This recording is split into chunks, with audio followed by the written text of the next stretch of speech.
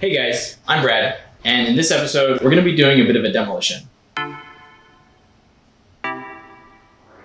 The reason I'm starting out in my office and not in the garage with the car is because I accidentally deleted a massive chunk of footage. So to get you guys caught up, I took the rear hatch off, cleaned out a bit of the trunk area, and start by taking out the spare tire, which I will cut to right now. Here is the ocean. It's just completely full of water, which if anything is a good thing because it means there's no rot down there.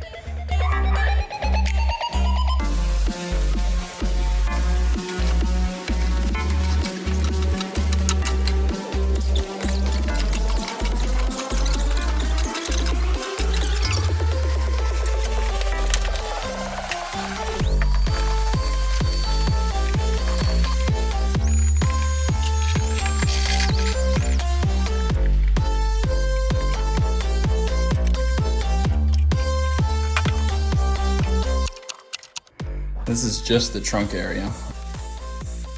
Now I'm gonna remove the door and work on the driver's side. And maybe the passenger side, but first the driver's side, because it's really gross. Every time I step in there, there's tons of mud. I don't know if you guys see, this is all just like, well, let me grab a spatula. Not the cooking type. So like, is that a good representation of how my feet keep getting super dirty? And then I keep tracking it into the house. So yeah. Remove the door, clean up the driver's side.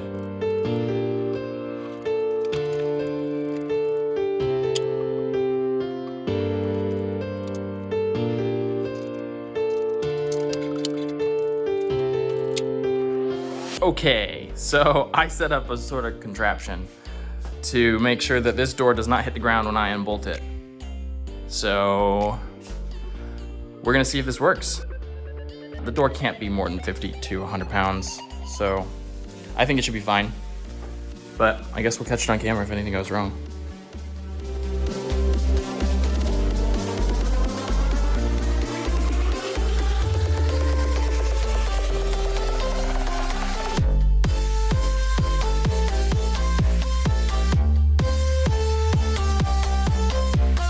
So it worked.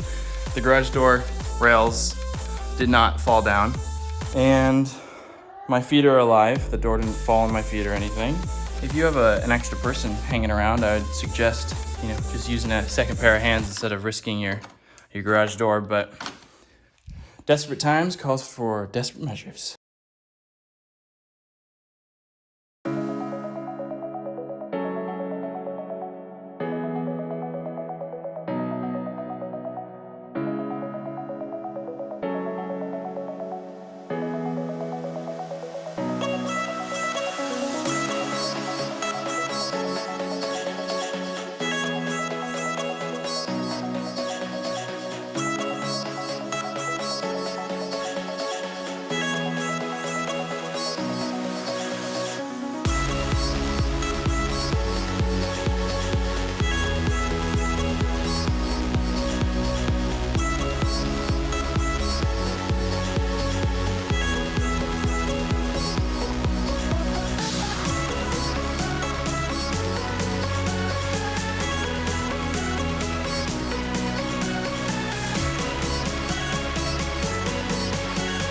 We have a little bit of a farm growing. Let me show you. That's the farm I'm talking about. Those are mushrooms. That's a bunch of mold. I recommend wearing a respirator when working on cars like this, but in my situation, there is no respirators because the coronavirus has sold them all out.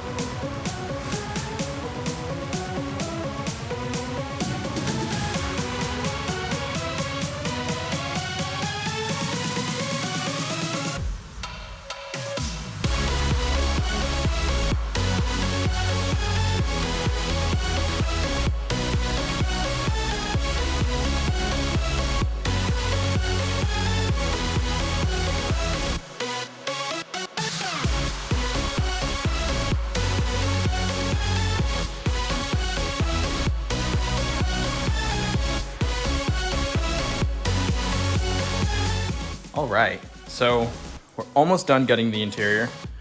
We have these two side windows left, the headliner, visors, rear view mirror, and the steering wheel, and the dashboard, but I ran into a little issue in taking it out with the wiring harness. So I'm gonna leave that for another video. But yeah, we're almost done. It's looking really good. I got some nice surprises to show you all. So now I'm gonna take out those last bits.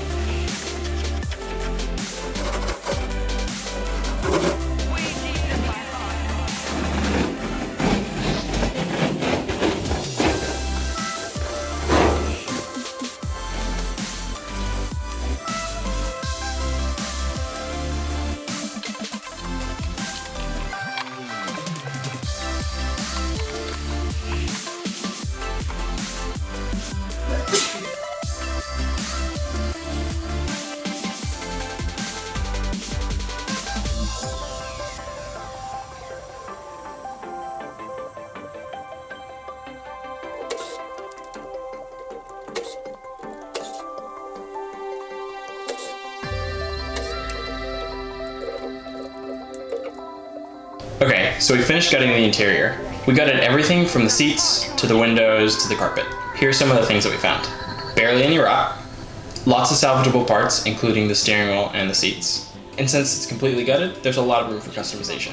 On the other hand, it needs an all-new interior, including seats, carpets, and center console. I also need to repair the dashboard, and I think I'm gonna make an entire video related to that, just because of how intensive and long it's gonna take to repair it. Can I go like this and sweep them away? Yeah. So on the next episode, we're gonna see if the engine cranks over and test out some other parts, just kinda to make a list of the different parts that I'm gonna need to make this build happen. In the video before this, I showed that the car didn't come with a differential, so I need to find one of those. We're gonna need an almost entirely new suspension system and obviously brakes in the front. I also plan on doing a rotor conversion in the back because there's hubs right now and I want rotors. A manual swap, because duh, repair the rust, and an all new paint job. And these are just a few things to look forward to in the coming months. I think that's it for this video. So I'm Brad from BradBuilds. Thanks for watching and subscribe if you want to see more.